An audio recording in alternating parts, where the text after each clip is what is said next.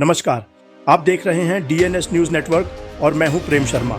आज हम एक महत्वपूर्ण खबर लेकर आए हैं जो देश की संसद में हुई बड़ी बहस से जुड़ी हुई है।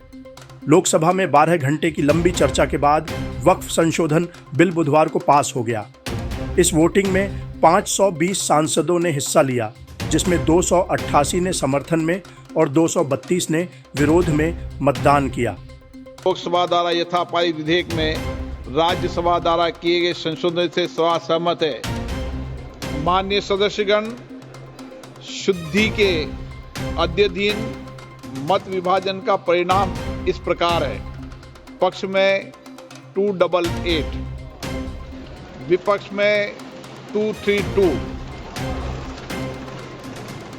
प्रस्ताव स्वीकृत हुआ और विधेयक यथा संशोधित पारित हुआ।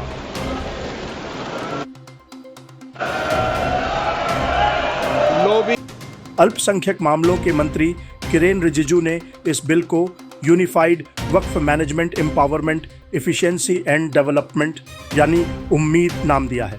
अध्यक्ष महोदय, ये वक्फ बोर्ड का जो काम है, ये बेसिकली वक्फ प्रॉपर्टी को जो संभालने वाले मुतावली और जो वक्फ प्रॉपर्टी को व्यवस्था करते हैं, उसको संचालित करने के लिए ये गवर्नेंस का, सुपरविजन का एक प्रावधान है। किसी भी तरीके से वक्फ बोर्ड वक्फ प्रॉपर्टी को मैनेज नहीं करता है। वक्फ बोर्ड वक्फ प्रॉपर्टी मैनेजमेंट में हस्तक्षेप नहीं करता है। आप साफ साफ सुन लीजिए।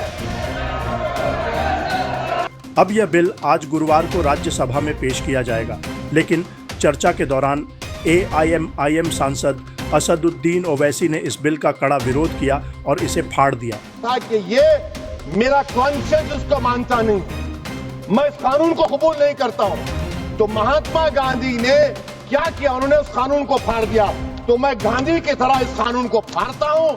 ये अनकॉन्स्टिट्यूशनल है सर। उनका कहना था कि इस बिल का मकसद मुसलमानों को जलील करना है। न्याय के लिए तो अदालतें बनी है। और मान्यवर, यहां एक सदस्य ने तो कह दिया, माइनॉरिटी इस कानून को स्वीकार नहीं करेगी।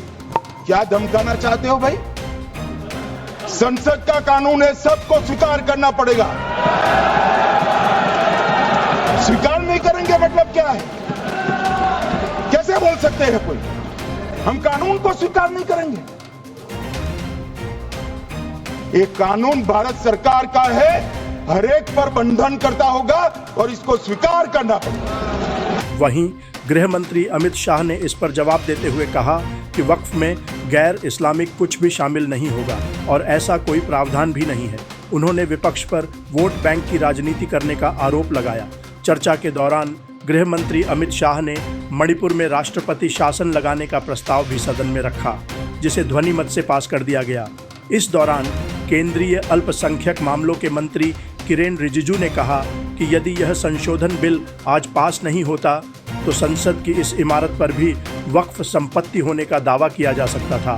उन्होंने कहा कि प्रधानमंत्री नरेंद्र मोदी की सरकार अगर सत्ता में नहीं आती तो कई संपत्तियां गैर अधिसूचित हो सकती थीं। इतिहास पर नज़र डालें तो वक्फ एक्ट पहली बार 1954 में लागू हुआ था और समय समय पर इसमें संशोधन किए गए।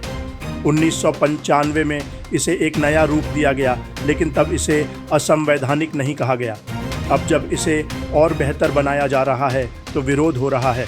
गृह मंत्री अमित शाह ने कहा कि यह बिल किसी चोरी के लिए नहीं बल्कि गरीबों के लिए लाया गया है। उन्होंने साफ शब्दों में कहा कि संसद का कानून सभी को स्वीकार करना ही होगा।